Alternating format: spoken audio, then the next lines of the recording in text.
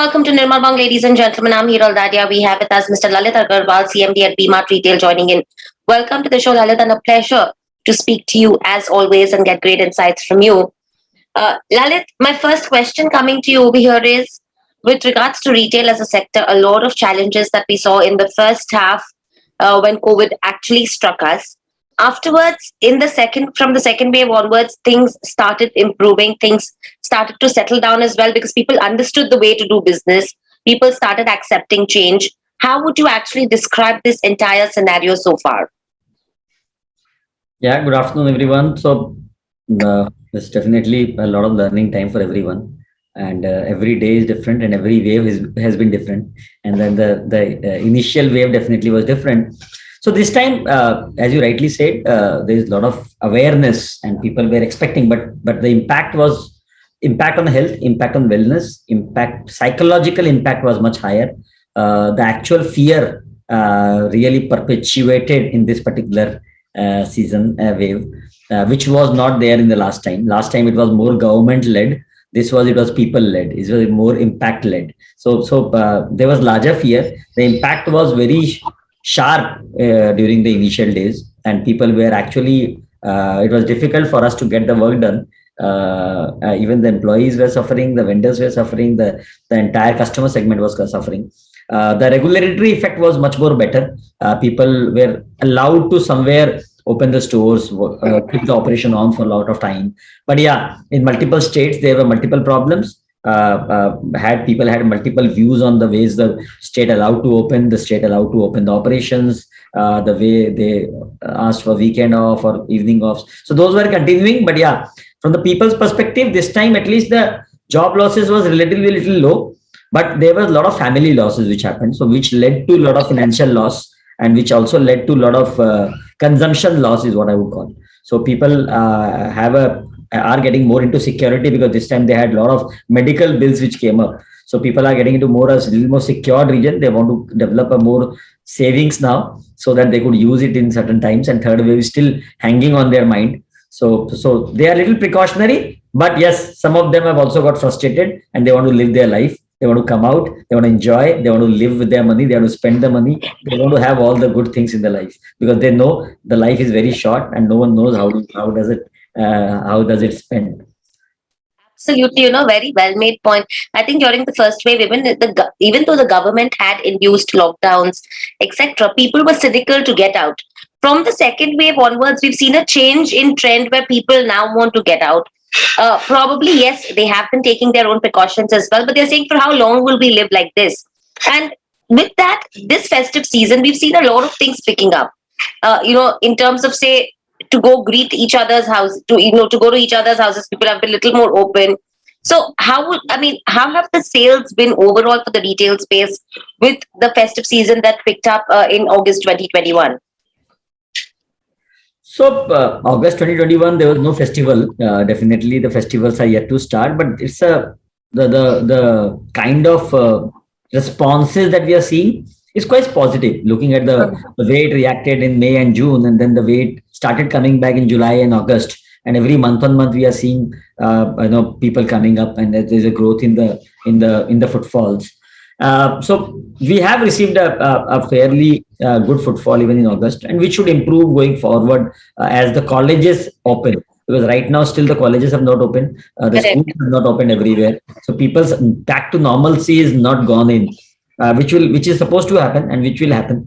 Still, pandemic is in control. We think it'll be towards 100% by the festival end, and should be is what we feel, unless until there are fresh set of restrictions which are being brought in. But yeah, people are very charged up.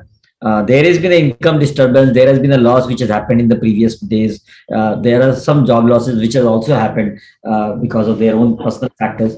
But largely, I think it will come back. There is a K graph which is also available where the richer are becoming richer and the poorer had become poorer. But once again, as the businesses is coming in, employment rate is improving and people are getting employed more.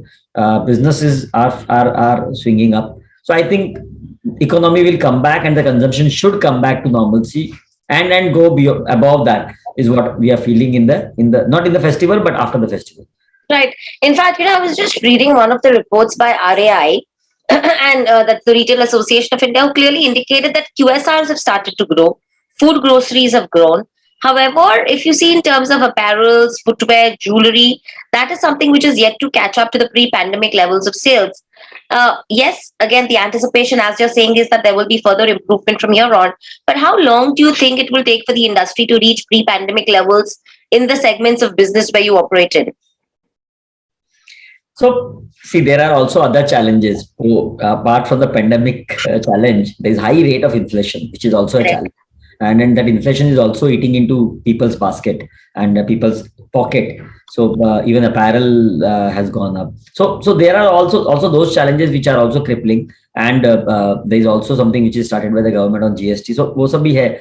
But yeah, I think as I said, at a top line, quantity growth it may take some more time, but the value growth will come back, should come back if there is no third wave uh, uh, by the next year, matlab 22, early 22, we should start getting it.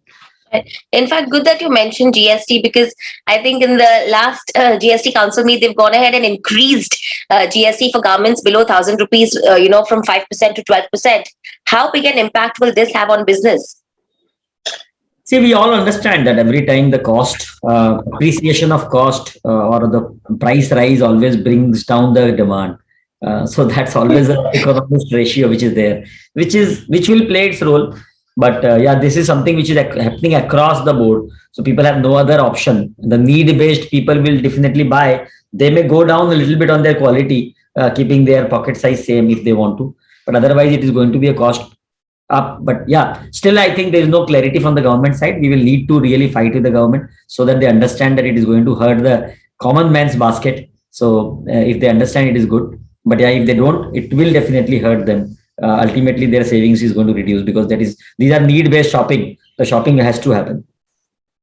So clearly things will get expensive as well, taking into consideration that the inverted duty structure also will be taken away.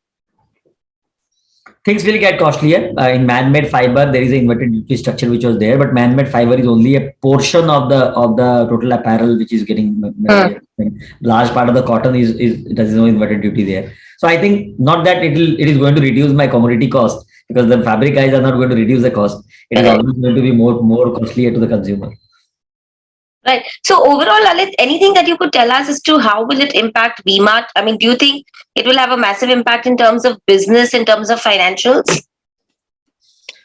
Shouldn't. There could be some hiccups, but right now we have not calculated. But yeah, there may be some price rise, both because of the commodity rise as well as the GST rise, if at all. So there may be a higher price for the customer by 10 to 15%, which may impact 2 to 3% of their consumption. But still, I think there is a large market. We will definitely want to invite more customers and attract more customers and increase their propensity to spend, because anyway they have not spent for the last 1.5 years. So I don't think it should impact a lot on VMart's number, but it should lead, definitely it should be leading into a consumer's basket problem, which is there, which will ultimately we'll have to also take care of our core Right. customer. And if they get hurt, we get hurt. Right. And then with regards to the inverted duty structure, a lot of people are talking about that a move like this will actually help ease cash flows, for retail companies. Is that something which you're looking at as well? No, it will not ease cash flow for retail companies. It is going to increase the cash flow for retail companies, because when you buy, you need to pay more higher duty, and Correct. when the stocks are there, the the GST credit will be higher. So it is a myth that retail companies will have a lower working capital. It could be true for certain exporters.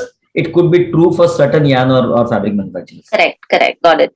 And overall, with regards to VMart as well, between fashion and Kirana, we still have fashion, which is majority of our sales.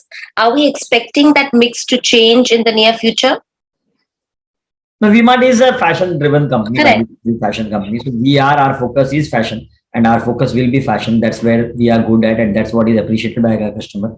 So we'll be almost similar. There could be 1% upper niche, but otherwise it's almost going to be similar. Right. And would it be right to say that this is a time where we should look at expansion, or do you think this is the time we should look at consolidation?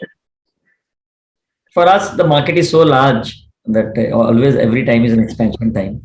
So there's a lot of room to cover. So we will be consistent and we'll have our consistent approach and expansion. That is how we will react. As well as do consolidation wherever required. Stores which are not performing, stores which are not working, things which have been gotten impacted hardly by a pandemic. We'll try to collaborate and maybe if shutdowns are also required, we'll do wherever required. But largely, I think we will be on our expansion mode. Right.